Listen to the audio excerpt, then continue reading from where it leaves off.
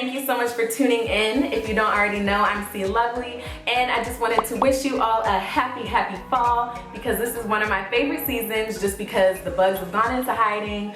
Basketball season's like, what, 20 days away. I can finally dress in layers and wear my scarf. Okay, I don't have to drip sweat and burn up every time I walk outside the house. So that's a plus. But in other news, this video is all about how I care for and maintain my box braids, which is one of my favorite protective styles of all time. And if you want to learn how to achieve this look, you can go and look at my last video, which is entitled $15 DIY Box Braids. And that is everything. Let's get into the video.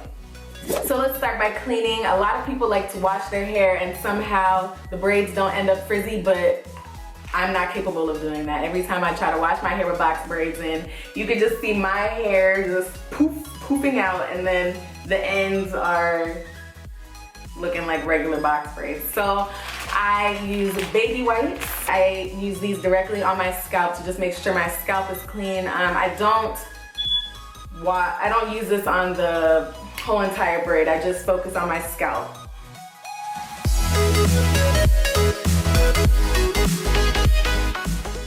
So even though my hair is in box braids, I don't want to just forget about it and not take care of it the way it should.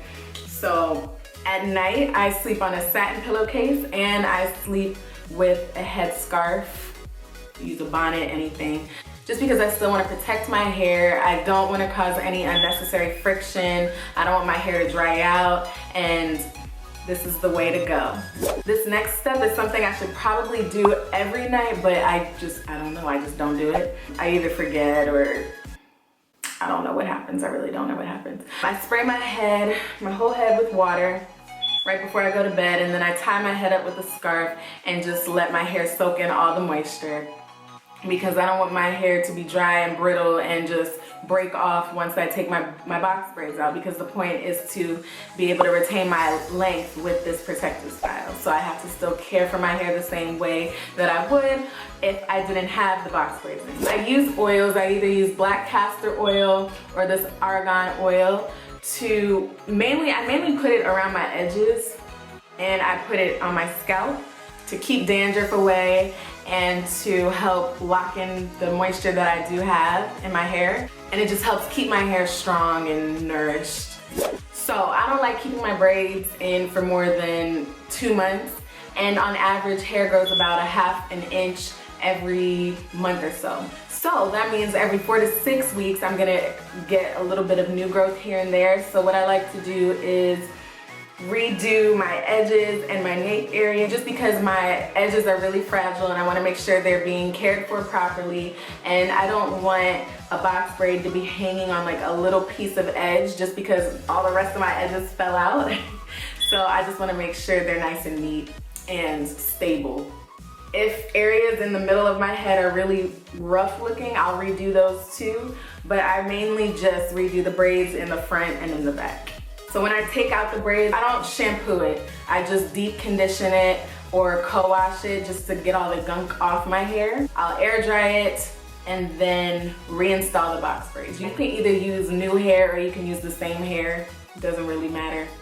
When I put up buns and ponytails and half up, half down, I don't pull on the braids. Like, I don't have the braids as tight as possible because I will break off my hair and I will go bald, and I don't want that. So whenever I put up a protective style, I purposely pull out the braids to make sure they're loose. Like, my buns and stuff are never ever tight, because that gives me a headache actually throughout the day when it's like that too. Prevent a headache and prevent hair breakage and just do loose buns.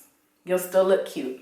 Something that I do that is really simple, but people probably don't really think about it, is I keep my nails short when I have box braids. I can sacrifice like 2 months of not having long, luscious nails. I mean, I don't usually have long, luscious nails anyways, but they can get decently long. I'm not the person to sit there and get the itch out of my head by patting it. I just know I'm not gonna do it. I will sit there and scratch my head just like this, and if my nails are short and even, then I'm not gonna cause damage because I'm basically scratching my my scalp with the nub of my finger, the skin area. Just get yourself a nail filer, and this one's actually a little long, this nail.